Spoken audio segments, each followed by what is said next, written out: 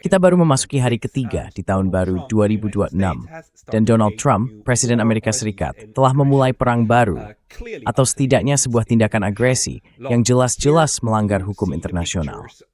Di sini Anda dapat melihat gambar-gambar dari apa yang terjadi tadi malam di Amerika Serikat, atau lebih tepatnya, tadi malam di sini di Asia. Dari tempat saya berbicara sekarang, waktu menunjukkan pukul 8 pagi, yang berarti di Amerika Serikat sekarang pukul 6 pagi. Dan di Venezuela, di Caracas, inilah yang dimulai tadi malam.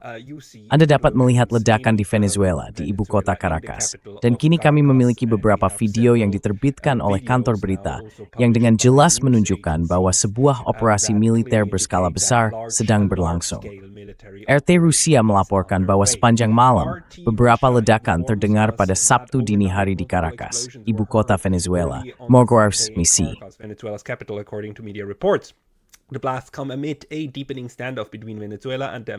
Ledakan-ledakan itu terjadi di tengah kebuntuan yang semakin dalam antara Venezuela dan pemerintahan AS.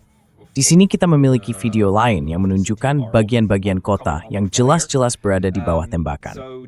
Jadi ini bukan sekadar insiden terbatas. Tampaknya terjadi letusan dan ledakan di setidaknya 3 kota di seluruh Venezuela. Dan sebagai puncaknya, kini dilaporkan bahwa Tuan Maduro telah ditangkap. Itulah yang diumumkan oleh Tuan Trump. Tampaknya, Presiden Venezuela itu kini berada di dalam pesawat yang sedang diterbangkan keluar dari negara tersebut. Bagaimana hal itu bisa terjadi, kita belum tahu saat ini. Tampaknya, jika ini benar, maka salah satu tujuan utama Amerika Serikat telah tercapai, menyingkirkan Nicolas Maduro dari kekuasaan.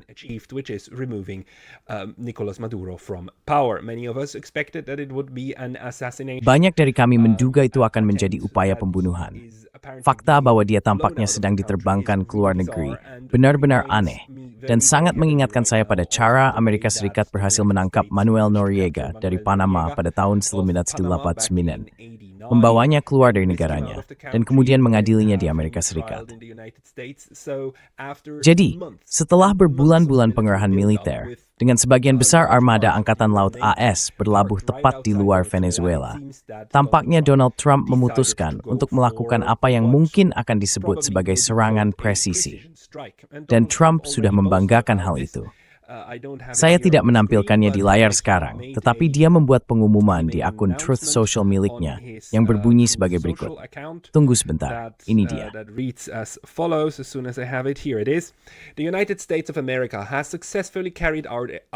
Amerika Serikat telah berhasil melancarkan serangan besar-besaran terhadap Venezuela dan pemimpinnya, Presiden Nicolas Maduro, yang telah ditangkap bersama istrinya dan diterbangkan keluar dari negara tersebut.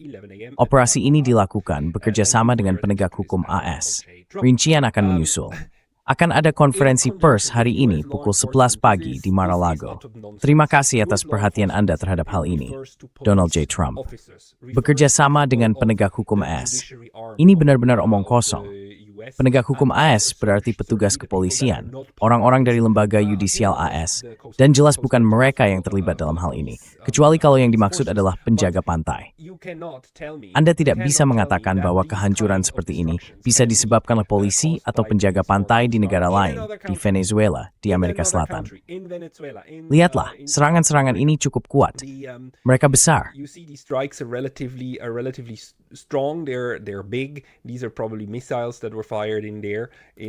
Kemungkinan besar itu adalah rudal yang ditembakkan ke sana. Max Blumenthal juga berhasil mendapatkan sebuah video. Max Blumenthal dari The Gray Zone mengatakan bahwa ibu kota Venezuela kini sedang diserang oleh rezim AS. Tanpa otorisasi dari Kongres, tanpa dukungan rakyat Amerika, hanya satu lagi perang teroris demi minyak, penjarahan, dan kendali imperial yang dimulai dengan guncangan dan kekaguman. Mengenai helikopter, nelisik tahu apakah itu helikopter Venezuela atau AS yang terbang atas Caracas. Bahkan itu pesawat, maaf. Saya analis militer yang buruk untuk urusan ini. Naftuin pelik nih nanti.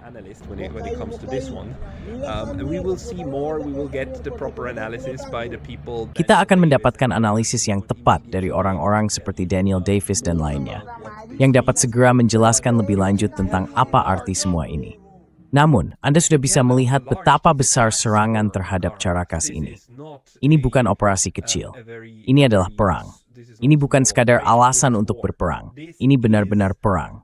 Sebelum tahun 1945, Anda akan memerlukan persetujuan Kongres untuk hal seperti ini. Karena Presiden AS tentu saja tidak memiliki wewenang on dealing.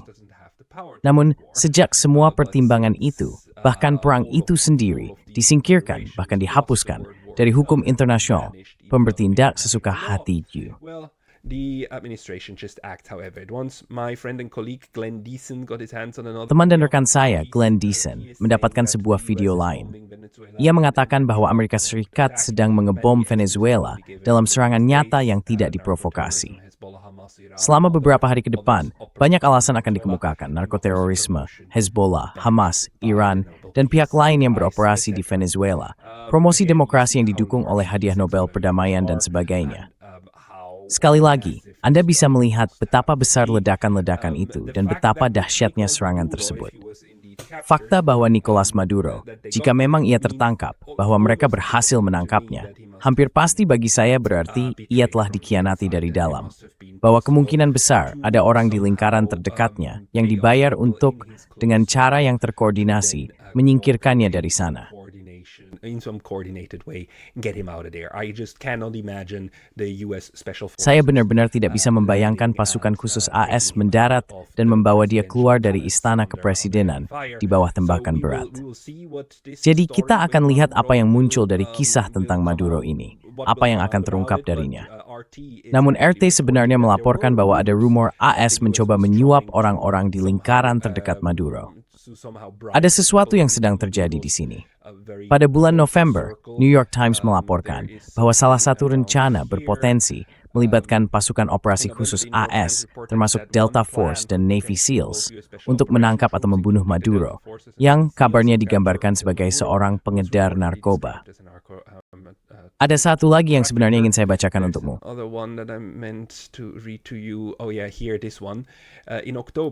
Oh ya, ini dia. Pada bulan Oktober, Trump mengatakan bahwa ia telah mengizinkan operasi CIA di Venezuela yang memicu reaksi keras dari Caracas. Pada bulan yang sama, AP melaporkan bahwa para agen telah mencoba merekrut pilot pribadi Maduro untuk menangkap presiden dan membawanya ke AS, di mana ia akan ditahan atas tuduhan perdagangan narkoba.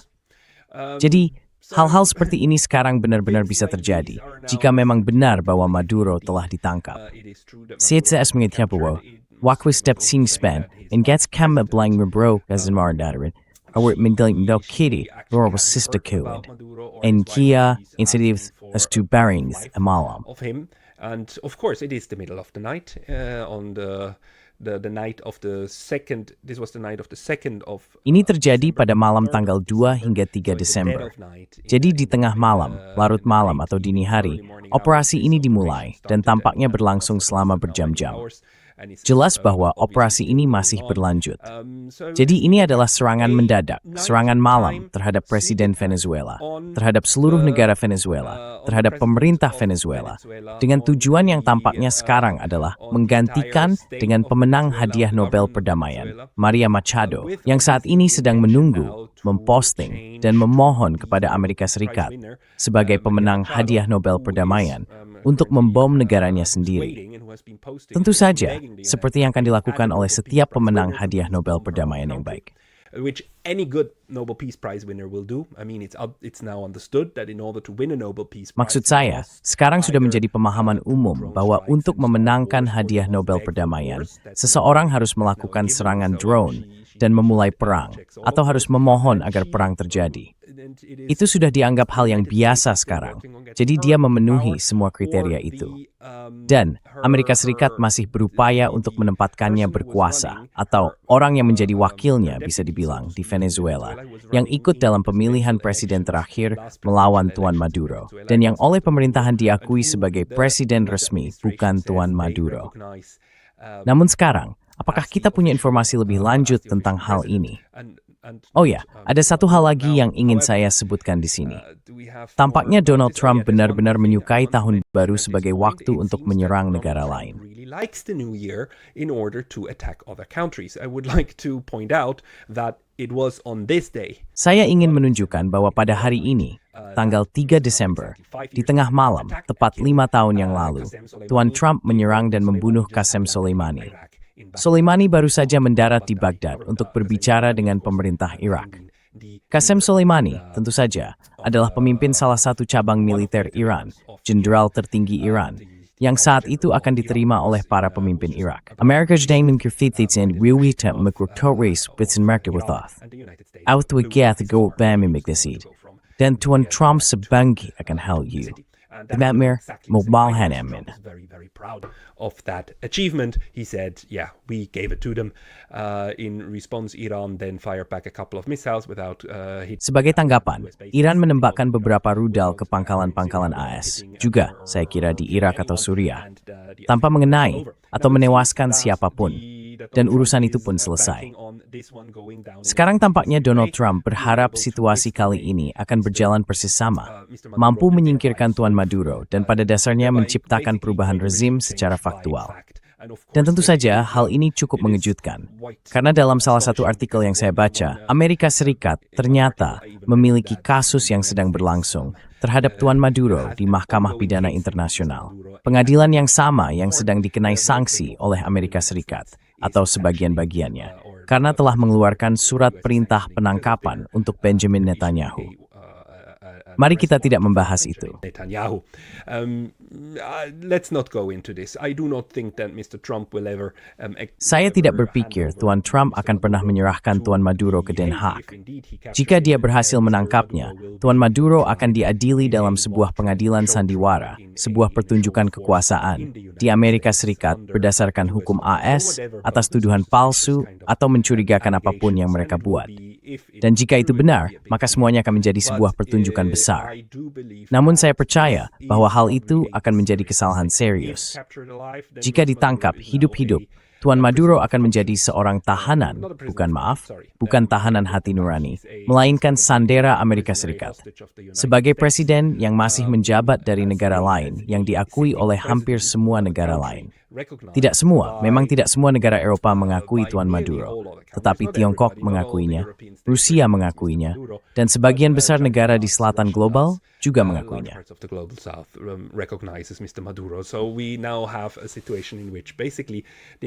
Jadi sekarang kita berada dalam situasi di mana pada dasarnya seluruh dunia selatan tahu bahwa kekaisaran di utara telah menangkap seorang kepala negara yang masih menjabat dan menahannya sebagai sandera. Akan menarik untuk melihat apa yang akan mereka lakukan terhadap istrinya juga, jika memang dia terlibat dalam penculikan yang baru saja terjadi ini. Ini tentu saja merupakan tingkat eskalasi yang baru. Kita belum pernah melihat hal seperti ini sebelumnya. Bastian Tuano Guerra, who has seemed a motive of Smurwar, it's a take what theft, militer nan pagtuasi, militer kiri efektek, dan upmia, ay hang di word si jikima senti, theft mdi worth thorap mi with my whip of thick, it's at Steen Bemempen, doing a president. As a leader, as president, and of course it must be pointed out that Mr. Noriega was a very willing puppet. Dan tentu saja perlu dicatat bahwa Tuan Noriega pada awalnya adalah boneka yang sangat patuh terhadap Amerika Serikat dan CIA. Lalu kehilangan dukungan ketika ia menyimpang dan melakukan hal-hal yang tidak lagi disetujui oleh AS. Sekarang, saya hanya ingin menegaskan bahwa saya pikir ini sangatlah bodoh. Sampai dan kecuali Amerika Serikat benar-benar mendapatkan dukungan besar-besaran dari masyarakat Venezuela atau kepemimpinan militer Venezuela, hal ini tidak akan berhasil. Ada called Wisetsenbam bahwa Amerika Serikat telah berhasil melemahkan dan menguasai pemimpin militer kunci di Venezuela. Dan melalui itu, Himachinberg ini yang lek yang dibutuhkan untuk menggenath perubahan rezim. This is what it needs in order to get to regime change. Because again, regime change without karena sekali lagi, perubahan rezim tanpa dukungan dari kelompok penting dalam elit politik suatu negara tidak akan berhasil. Anda tidak bisa begitu saja mengganti seorang presiden dengan yang lain dan berharap semua orang akan setuju, terutama jika hal itu terjadi dengan cara seperti ini. Bahkan jika Amerika Serikat sekarang menyatakan bahwa presiden resmi adalah Nyonya Machado atau wakilnya, Selama struktur politik di Venezuela tidak menerima hal itu, ya Anda tahu, konstitusi Venezuela seperti kebanyakan konstitusi memiliki ketentuan bahwa jika presiden meninggal atau sesuatu terjadi, maka kepemimpinan negara akan diambil alih oleh wakil presiden. Itulah tepatnya yang akan terjadi juga di Amerika Serikat. By the vice president. That's exactly what would happen in the United States as well. If Donald Trump was kidnapped, it would be J.D. Vance who would. Jika Donald Trump diculik, maka J.D. Vance yang akan mengambil alih kendali kepresidenan, sama seperti ketika JFK terbunuh dan Lyndon B. Johnson menggantikannya. Jadi, yang kita hadapi di sini, dan kita belum tahu detailnya, adalah apakah rencananya juga untuk menculik seluruh pemerintahan dan itu gagal. Kita belum tahu, karena jika memang hanya Tuan Maduro yang tertangkap, maka yang sedang diuji adalah apakah kepala ular itu benar-benar kepala, atau apakah ini seekor hidra dengan cukup banyak kepala untuk bangkit kembali. Anda tahu, sebuah negara, sebuah pemerintahan modern, bukanlah pertunjukan satu orang. Jadi jika Tuan Trump percaya bahwa hanya Tuan Maduro mengendalikan segala, maka akan dapat kedan besar.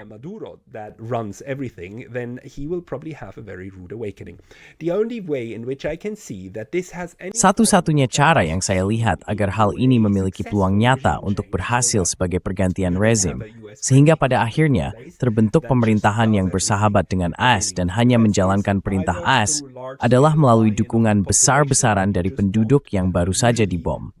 Namun biasanya, pemboman justru menimbulkan efek sebaliknya. Rakyat bersatu di bawah bendera karena mereka sedang diserang. Secara alami, orang mulai mempercayai pihak yang sebelumnya memperingatkan bahwa mereka akan diserang, dan pihak itu pun memperoleh lebih banyak kredibilitas. Dan pihak itu adalah kelompok pendukung Maduro.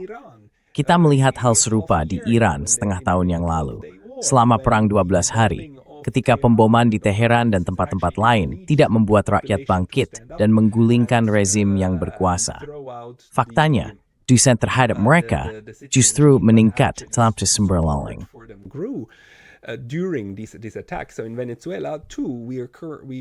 Jadi di Venezuela juga, kita mungkin sedang menyaksikan, kita mungkin akan melihat lebih banyak dukungan terhadap rezim yang berkuasa, bukan sebaliknya. Tapi mungkin saya salah soal itu. Jika ada dukungan besar-besaran dari rakyat, dan kemudian muncul pemilihan baru akibat krisis konstitusional ini, maka mungkin juga kekuatan oposisi bisa menang. Siapa yang bisa menjamin tidak akan ada kecurangan? Tapi mari kita kesampingkan hal itu. Pilihan lain untuk menyelesaikan ini adalah jika ada dukungan besar-besaran dari kekuatan militer. Kami baru saja menerima foto dari The Guardian yang menunjukkan bahwa militer di Venezuela telah dikerahkan dan sedang berpatroli di jalan-jalan. Personel militer menjaga perimeter Istana Kepresidenan Miraflores di Caracas, Venezuela pada hari Sabtu. Jadi jika benar Tuan Maduro telah ditangkap, itu berarti pasukan tersebut pasti sudah dilumpuhkan.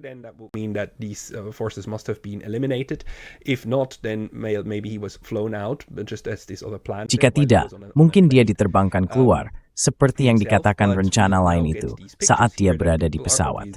Tapi sekarang kita melihat foto-foto yang jelas menunjukkan bahwa rakyat sedang bersiap untuk melindungi negaranya. Sekali lagi, sampai dan kecuali jika ada dukungan dari rakyat atau militer, perubahan rezim yang cepat tidak akan berhasil. Bahayanya di sini adalah kamu sedang mengusik sarang lebah. Kita tahu, Venezuela tidak sepenuhnya berada di bawah perintah pusat. Venezuela, sedemikian besar dibeliasing belong terhubung Colombia. Itu bermain sedang kendali tercuat. Ini itu di banyak tempat bagi para gerilyawan untuk pergi dan bersembunyi.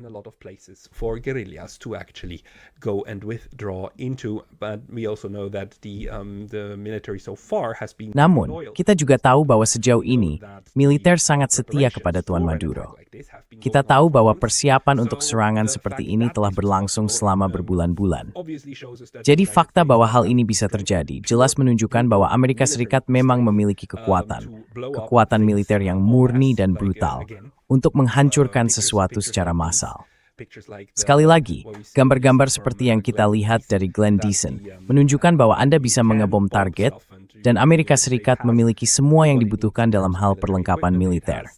Mereka memiliki drone, rudal, pesawat yang diperlukan, dan sebagian besar armada angkatan laut yang berlabuh di depan Venezuela.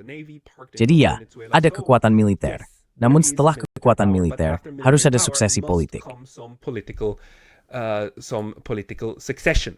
And if you cannot manage that, then all of this, what this will do is... Dan jika Anda tidak dapat mengatasinya, maka semua ini yang akan terjadi adalah hal itu akan membuat tidak stabil sebuah negara yang sangat besar dengan populasi besar di wilayah belakang Anda.